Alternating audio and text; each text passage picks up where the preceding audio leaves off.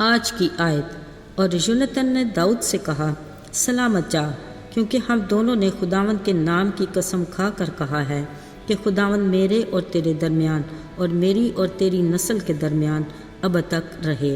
پہلا سیموئیل 20 باب 42 آیت۔ عزیزو، فطرت کے کچھ اصول ہیں جس پر وہ سختی سے کاربند ہے، حقیقت بھی اسی میں ہے۔ مثلا دریا خود اپنا پانی نہیں پیتا، دوسروں کو دیتا ہے۔ درخت اپنا پھل خود نہیں کھاتا، دوسرے اس سے مستفید ہوتے ہیں۔ یوں ہی سورج کی روشنی اپنے لیے نہیں، دوسروں کے لیے ہوتی ہے۔ پھول کو اپنی خوشبو سے کوئی سروکار نہیں، بلکہ دوسروں کے لیے اپنی خوشبو بکھیرتا ہے۔ رہی انسانی زندگی کی بات، ہاں اچھی ہے جب آپ خوش ہوں، مگر بہترین ہے اس وقت جب دوسرے آپ کی وجہ سے خوش ہوں۔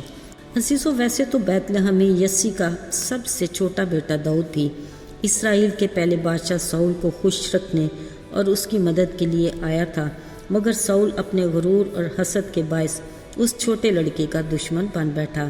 یہ ان دنوں کی بات ہے جب نافرمانی کی وجہ سے خداوند کی روح ساؤل سے جدا ہوگی اور ایک بری روح آ کر اسے ستانے لگی۔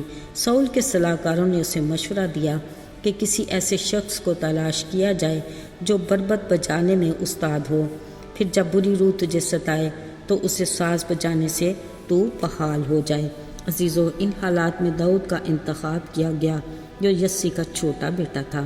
وہ نہ صرف ساز بجانے میں استاد تھا بلکہ وہ زبردست سورما، جنگی مرد، گفتگو میں صاحب تمیز اور خوبصورت جوان تھا۔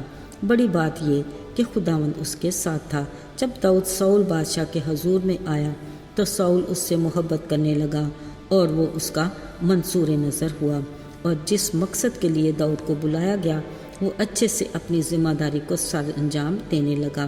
یاد رہے، جاتی جولیت کو شکست دینے کے بعد ساؤل کے بیٹے یونتن کا دل بھی داؤد سے ایسا مل گیا کہ وہ اس سے اپنی جان کے برابر محبت کرنے لگا۔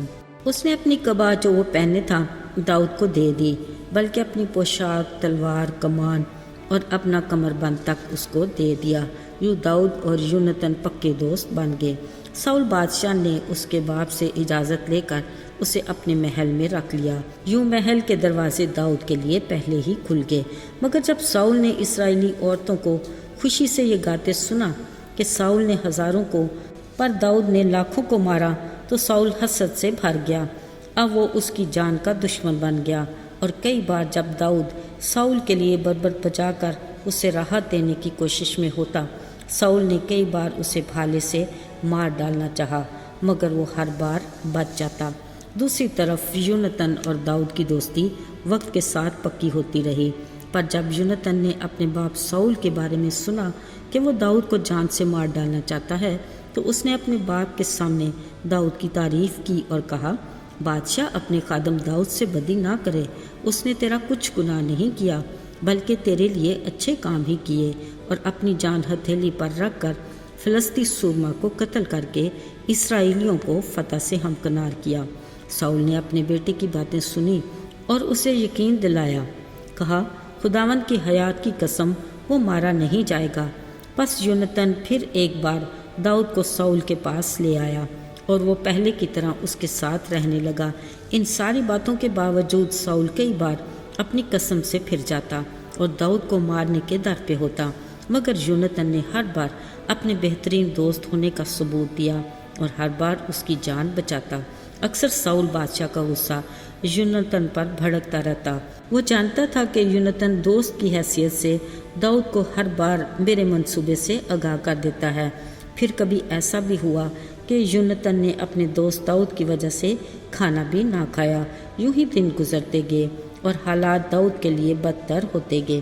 آخری بار کی ملاقات میں داؤد نے زمین پر اوندھا ہو کر 3 بار سجدہ کیا، آپس میں ایک دوسرے کو چوما اور دونوں دوست خوب روئے۔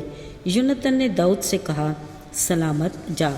عزیزو، انہوں نے آپس میں کہا، ہم دونوں نے خداوند کے نام کی قسم کھا کر کہا ہے کہ خداوند میرے اور تیرے درمیان، میری اور تیری نسل کے درمیان اب تک رہے۔ سو وہ ایک دوسرے سے جدا ہو گئے۔ عزیزو، اس کے بعد وقت گزرتا گیا، حالات بدلتے گئے۔ کئی جنگیں ہوئیں اور ایک جنگ میں ساؤل اور یونتن دونوں ہی مارے گئے۔ تب داؤد نے ان دونوں پر جی بھر کے نوحہ کیا۔ آخر وہ وقت بھی آیا کہ خداوند کا ممسوح داؤد اسرائیل کا بادشاہ بن گیا۔ اپنے ابتدائی کاموں کو سر انجام دے کر ایک دن اسے اپنا دوست یونتن بے حد یاد آیا۔ اسے اپنے دوست سے دوستی نبھانے کا وعدہ بھی یاد تھا، لہٰذا کافی تلاش کے بعد اسے بتایا گیا کہ یونتن کا ایک بیٹا مفیبوست ہے جو معذور ہے۔ داؤد جو اب بادشاہ بن چکا تھا، اس نے یونتن کے بیٹے مفیبوست کے خادم کو بلا کر اسے کہا، ساؤل اور یونتن کے گھرانے میں جو بھی بچا ہے میں اس پر خدا کی سی مہربانی کرنا چاہتا ہوں۔ سو یونتن کے معذور بیٹے مفیبوست کو بادشاہ کے حضور لایا گیا۔ داؤد بادشاہ نے نہ صرف اسے اس کے باپ دادا کی ساری زمین لوٹا دی، بلکہ وہ مرتے دم تک بادشاہ زادوں کی طرح بادشاہ کے دسترخوان سے کھانا بھی کھاتا رہا۔ یوں داؤد نے اپنے دوست یونتن سے اپنی دوستی کا حق ادا کیا۔ آئیے دعا کریں۔ اے خدا، تو ہمارا شفیق باپ ہے، اس لیے تو ہمارا خیال رکھتا اور فکر کرتا ہے۔ تو ہمارا دوست بھی ہے، یہ تو نے خود فرمایا کہ میں نے تمہیں دوست کہا ہے، کیونکہ میں نے تمہیں وہ سب باتیں بتائیں جو مجھے باپ نے بتائی تھیں۔ ہمیں اس رشتے میں مضبوطی سے جوڑے رکھ، یسوع کے مبارک نام میں آمین۔